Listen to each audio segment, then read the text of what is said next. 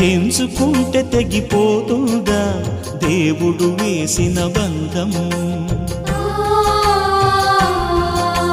తెంచుకుంటే తెగిపోతుందా దేవుడు వేసిన బంధం?